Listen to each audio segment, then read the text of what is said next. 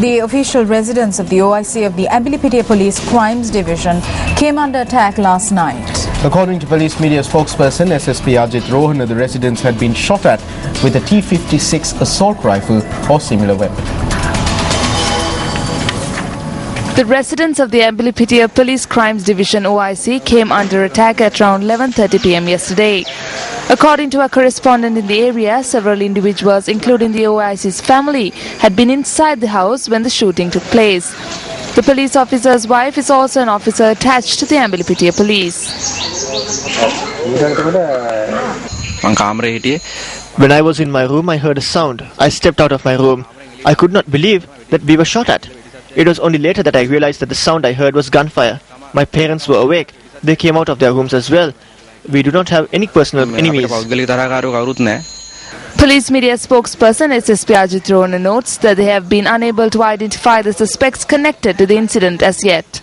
For the period of last 6 months, commencing from December 93, obstruction cases have been reported, and for the year 2014 12 cases have been reported already. So we are taking a stern action against the suspect or the wrongdoers in respect of obstruction offences, because if somebody is trying to assault a police officer or obstruct a police officer, it means he prevents the implementation or the enforcing the law. So therefore, and apart from that, the court can punish them.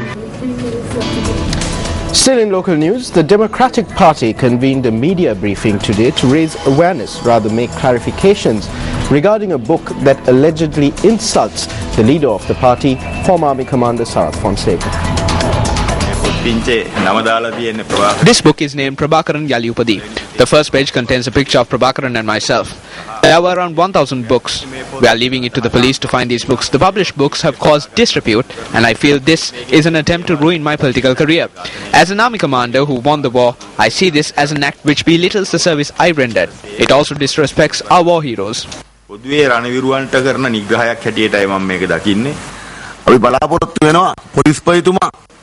We are hoping that the police will take action against this. I don't think it will take that long to catch those responsible. It will only take a few hours.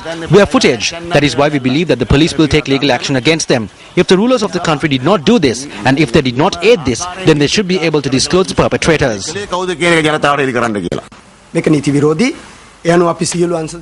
This is illegal. We were forced to take such measures because none of the parties that we informed took any action. Since no action was taken, we went to this location along with the Mahasangha. Upon observation, we noticed that the doors of the printing press were partially closed. There were 2 suspicious 3-wheelers roaming opposite the location. That is when we confirmed that there is some other activity taking place here. Therefore, we informed an SSP. He said that he could not come to the location and could not dispatch any police officers either. A group of representatives from the Democratic Party filed a complaint in this regard with the police headquarters. Super Fighter, Sri Lanka's first ever reality sports show.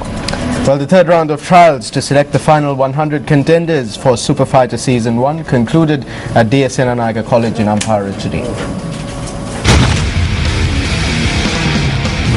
Super Fighter. Super Fighter, which promises a novel television experience to audience, is a joint initiative of Newsfirst, MTV and MBC Media Networks together with Mars Holdings. The aim of Super Fighter is to unearth hidden boxing talent and bring them to the national and international arena.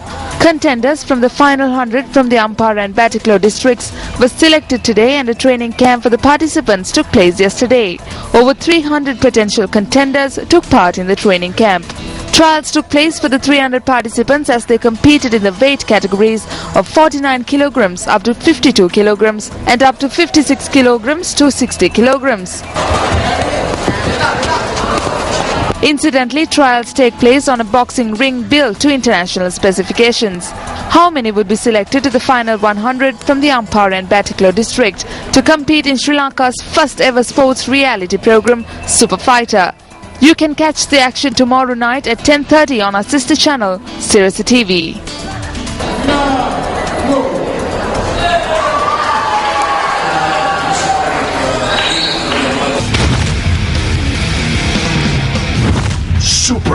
fighter.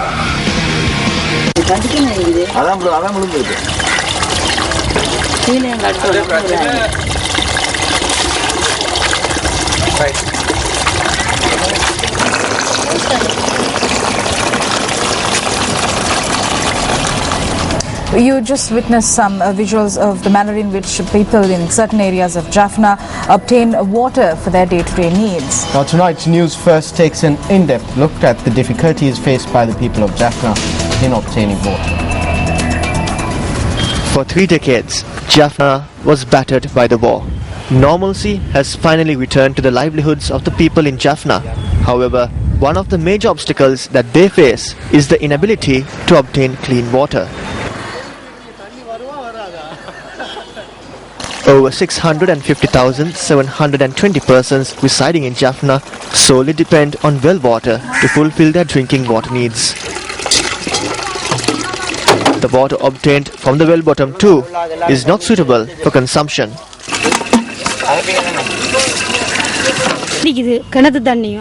The water tastes salty, therefore it is difficult to drink. It is even more difficult when it comes to washing clothes. We are helpless. We have to purchase water.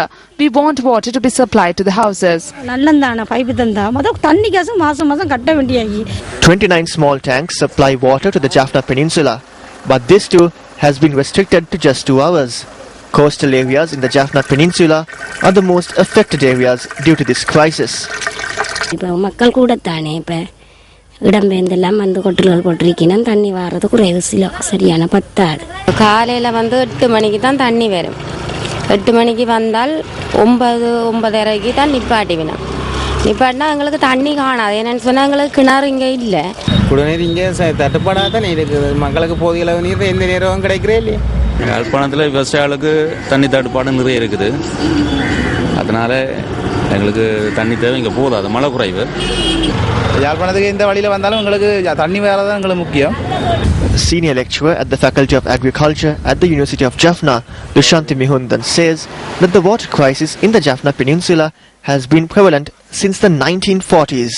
She pointed out that the numerous institutions, including the National Water Supply and Drainage Board, the Department of Health, and the Intellectual Committee of the University of Jaffna, have carried out tests and investigations over this issue. The final outcome of all the tests and investigations carried out was that water needs to be supplied to the Jaffna district. In the Jaffna Peninsula, there is no water available on the surface of the earth. Therefore, the water that is buried underground is taken for use.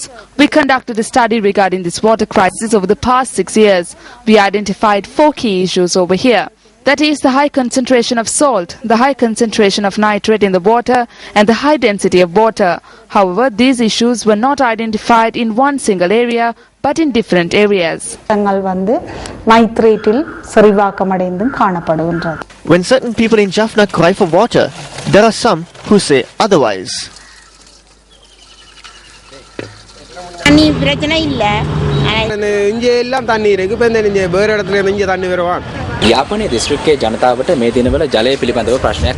The people in Jaffna are facing a crisis over water. However, this is not an issue faced by the entire district. In some areas, the people find it difficult to obtain water for their drinking purposes. It is in this backdrop that the debate of supplying water to the Jaffna Peninsula from the Iranamadu Reservoir came to the fore once more. We will be taking a look at that situation tomorrow.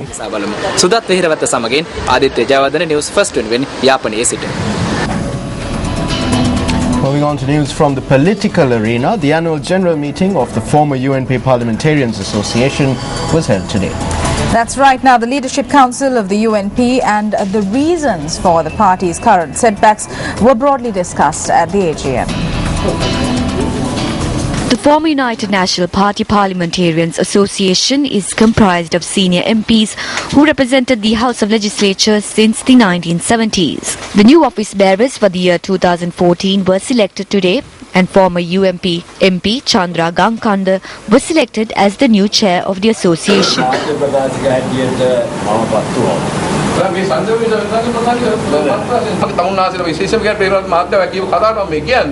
මේ සංගමේ එදා තිබෙන ව්‍යවස්ථාව මතයි තාමත් තියෙන්නේ. ඒව නැත්නම් අපි යනවා මෙතන. ඒක නිසා තමුන්වහන්සේ කරුණා කරලා අපේ මාධ්‍ය ප්‍රකාශකයන් කල්පනා බාර ගන්න. මොකක්ද මේ කියන්නේ? Former Deputy Minister M.D. Premaratne was appointed as the media spokesperson of the association. During the meeting, a former MP commented on the Leadership Council. The expectation of the Leadership Council is to secure a far more disgraceful defeat than the ones we suffered in the Central and Northwestern Provincial Council elections. I wonder if our efforts will prove fruitful.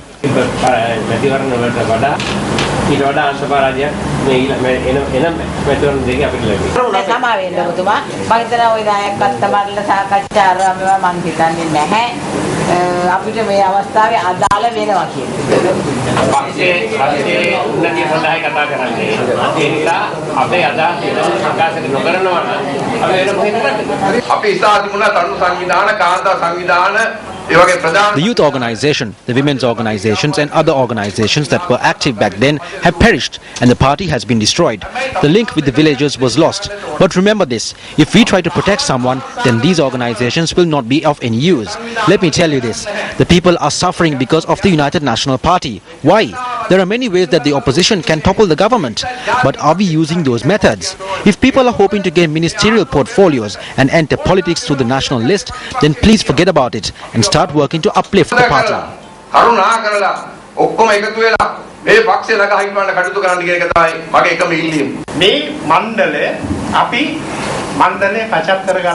Do not get involved with the Leadership Council.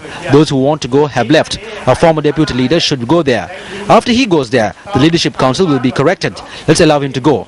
We do not need to draw him back. Let's see what fruits will be borne by the decisions they make.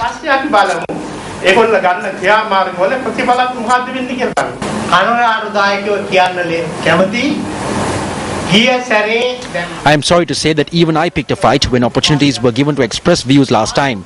This time around, the government lost 2 provincial councillors and our party lost 1. All 3 have joined Sarath Fonseca. That will be the result from the Mathura district.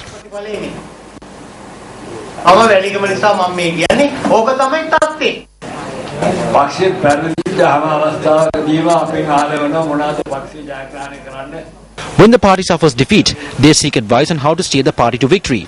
We have submitted around 7 or 8 reports. No matter what people say, there are no grassroots level organizations. We need to accept this fact. We propose that we need to change. They did not accept it and did not even tell us that they received our proposals.